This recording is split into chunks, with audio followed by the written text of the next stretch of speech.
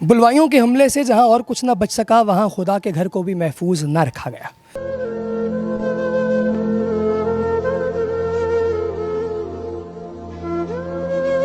Building ये बता रही है कि ये दहशतगर्द थे, ये दुश्मन के को खास झंडे को लेकर आए थे।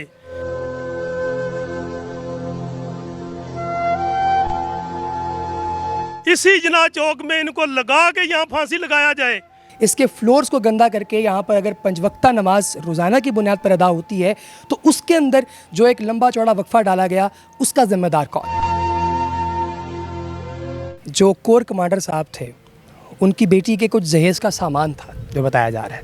डिजिटल पाकिस्तान की वीडियोस देखने के लिए हमारा चैनल सब्सक्राइब कीजिए और बेल आइकॉन को प्रेस कीजिए ताकि आप हर वीडियो से बाखबर रह सकें।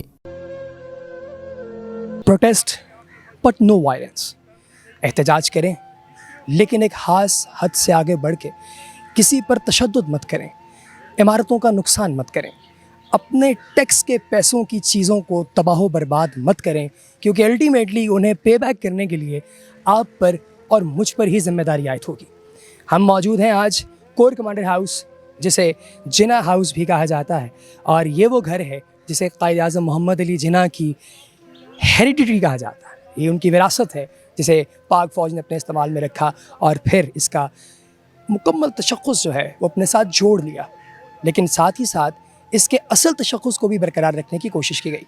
हम आज जाकर देखेंगे कि आखिर इस घर का क्या हाल किया गया।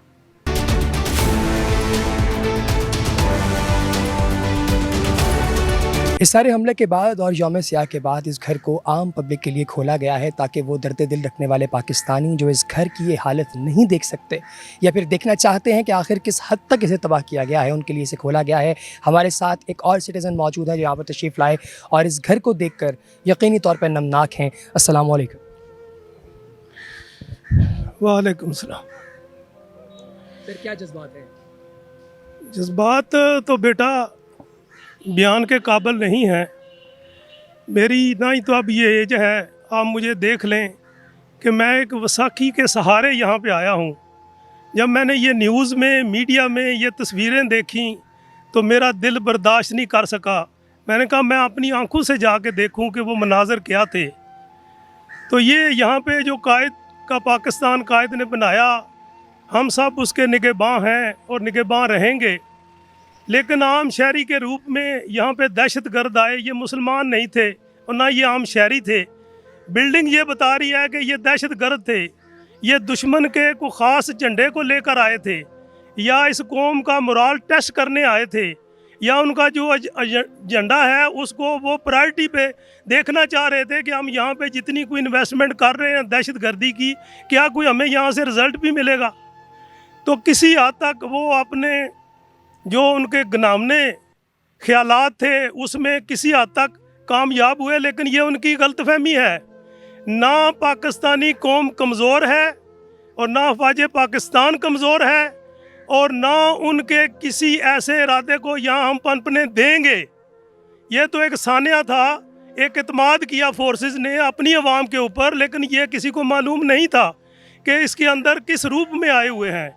तो इंशाअल्लाह ताला ये पाक फ़ौज और ये पाकिस्तानी अवाम मिल के ऐसे दहशतगर्दों को जो है वो कैफरे किरदार तक पहुँचाएँगे। और मेरी तमाम अहले जो हैं इसके काबिल हैं, जिनके पास ये अथॉरिटी है, जिनको अल्लाह ताला ने ये कुव्वत दी है, तो मैं कहता हूँ आएँ, आज ये वक्त आ गया है कि इनको आप नेस्तो नाबूद कर दें, इनको कैफरे किरदार तक पहुँचाएँ। और मैं तो ये कहता हूँ कि इनको यहाँ इसी जना चौक में इनको लगा के यहाँ फांसी लगाया जाए, और फिर मीडिया को उनकी लाशें 3 दिन के लिए यहाँ पे लटकनी चाहिए, और फिर आवाम को यही जो है ना, यही इसकी पब्लिसिटी करें कि आए इनको देखें कि इनका क्या अंजाम हुआ है। आज हम कायद को क्या जवाब देंगे कि कायद आपने जो हमें पाकिस्तान दिया था ये हम उसकी रखवाली कर रहे हैं। लेकिन नहीं, हमारे जज्बे आज भी उसी तरह हैं, पहले भी उसी तरह थे और आइंदा भी। इनको ऐसा सबक देंगे कि ये याद रखेंगे। बाखुदा मेरा दिल इस वक्त खून के आंसू रो रहा है, मेरी आंखें नम हैं। मैं कहता हूँ मुझ में कुव्वत हो, मैं यहाँ खड़ा हूँ, ये लोग आए, मैं आखिरी खून के कतरे तक इनसे लड़ूं और इनको बताऊं कि ये क्या इस्लाम है, क्या जज्बा है। ये आपने उनकी गलतफहमी थी, वो जो वकूआ हो गया वो तो रिटर्न नहीं होगा, लेकिन इंशाअल्लाह ताला ऐसे वकूए आइंदा नहीं होंगे और इनका रिज़ल्ट भी आम लोग, आम आवाम और मैं उसमें शामिल हूँ, हम देखना चाहते हैं कि जो हमारी अदालतें हैं, जो भी उसमें है, जिनकी ये ड्यूटी है, वो इसका आवाम को क्या इनको कैफे किरदार तक पहुँचा के हमारे दिल को सुकून। हमें नींद नहीं आती, बिलीव करें, मेरी आंखें इस वक्त मुझसे बोला भी नहीं जा रहा, लेकिन यह है कि अल्लाह ताला साहब का हामी और नासर हो, इंशाल्लाह इनको हम जवाब देंगे। जिना हाउस के अंदर एक पुरानी मस्जिद मौजूद थी, जिस मस्जिद को रेनोवेट किया गया, मस्जिद को खूबसूरत किया गया, और उस मस्जिद के बिल्कुल साथ एक बाकायदा पार्किंग एरिया मौजूद है जिसके अंदर गाड़ियां खड़ी की जाती हैं। एक गैराज है और इस गैराज के अंदर सरकारी मिल्कियत आपके और मेरे टैक्स के पैसों की ये गाड़ियां थीं, जिन्हें ख़ुद अपने ही लोगों ने जलाकर खाकस्तर कर दिया। आप देख सकते हैं ये सबसे पहली गाड़ी मौजूद है जो इनका हाल किया गया है। आइडेंटिफाई करना मुश्किल है कि ये गाड़ी आखिर कौन सी गाड़ी है। फिर उसके बाद आप देखिए हमारे पास ये सेकंड कार, अच्छा ये प्रियस जो लग रही है, और ये जो गाड़ी है हमारे पास सेडान, ये और ये होंडा सिविक जो आप लोग देख रहे हैं, ये तीनों गाड़ियाँ। और फिर उसके बाद आपके बिल्कुल दाएं जानिब ये कोरोला मुझे लग रहा है कि शायद मौजूद है, और ये गाड़ी जो है, इस गाड़ी का भी हम लोग आपको एक शॉट दिखाएंगे। उसके अलावा आप लोग देख सकते हैं ये वो सारा सामान है जिसके अंदर आपको एयर कंडीशनर के आउटडोर यूनिट्स दिखाई दे रहे होंगे। कुछ बक्से हैं जो यहाँ पर मौजूद जवानों के बक्से हैं। फिर इसके अलावा अगर आप लोग साइड पर देखें तो दरवाज़ा जो तोड़ा गया है वो दरवाज़ा यहाँ पर टूटा हुआ भी मौजूद है, ये आप लोगों को दिखाई दे सकता है। फिर इसके साथ मौजूद वो तमाम कारपेट्स, हर वो चीज़ जो कि यहाँ पर स्टोर के अंदर रखी जाती है, उसको ख़त्म कर दिया गया। पूरा शेड जो है वो जला दिया गया है। और इस सारे शेड के अलावा अगर आप लोग अपने बैकग्राउंड में देख सकें, अगर मेरा कैमरा आपको बाएं जानिब से घुमा कर दिखाए तो आपके बिल्कुल पीछे मौजूद ये वो एरिया है जहाँ पर इस घर का ज़रा स्टाफ है वो मौजूद होता होगा। और यहाँ पर ये सारे के सारे एरिया में एक वज़ू खाना भी आपको दिखाई दे रहा है, पानी का फिल्ट्रेशन प्लांट है, और बाकी सारे कमरे हैं, और उन कमरों की छतें, उनकी दीवारें, उनके दरवाजे, उनकी खिड़कियाँ, हर चीज़ को जलाकर खाकस्तर कर दिया गया। बुलवाइयों के हमले से जहाँ और कुछ ना बच सका, वहाँ खुदा के घर को भी महफूज ना रखा गया। आखिर इस घर को तोड़ के कौन सा एहतजाज है जिसे रिकॉर्ड करवाया जाना था कि इसके सारे शीशे तोड़ दिए गए, आप लोगों की निगाहों के सामने है। अब इसके शीशे तोड़ने से जो एक अज़ाब इलाही को दावत दी जा रही है वो तो अलग है, लेकिन इसके साथ ही साथ उस तमाम स्याही से इसके फ्लोर्स को गंदा करके यहाँ पर अगर 5 वक्ता नमाज रोज़ाना की बुनियाद पर अदा होती है तो उसके अंदर जो एक लंबा चौड़ा वक्फ़ा डाला गया, उसका ज़िम्मेदार कौन, और कौन इसका जवाब देगा कि आखिर ये सारा कुछ करने की ज़रूरत क्या थी। और यहाँ पर सिर्फ इतना ही नहीं किया गया, बल्कि आप पंखों का हाल देखिए कि ये पंखे जो आपको टेढ़े दिखाई दे रहे हैं, ये आग की तपिश से नहीं होते। जब तक कि इनको डंडे ना मारे जाएं, जब तक किसी आहनी रॉड से इन पर अटैक ना किया जाए, आग की वजह से इसके पर टेढ़े नहीं होते। इन पंखों तक को तबाह किया गया है। मेरे नज़दीक इस पूरे घर के अंदर जितनी भी तबाही की गई, उसमें सबसे बड़ा नुकसान इस मस्जिद का किया गया है, जो किसी तौर पे भी किसी जी शऊर मुसलमान को काबिल कबूल नहीं है। और इस पर सख्त से सख्त एक्शन जो है वो ज़ाहिर खुदा की ज़ात तो करेगी ही, लेकिन हमारी अदालतों को भी करना चाहिए। साइड विंडोज़ आप देखिए कि तोड़ दी गई हैं।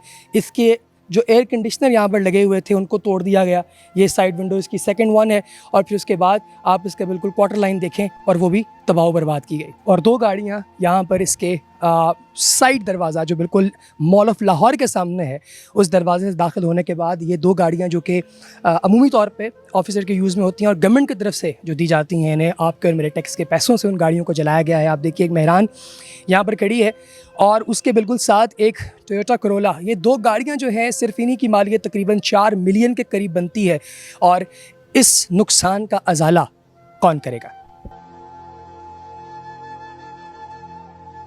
तो आप लोगों ने देखा कि इस घर का क्या हाल किया गया।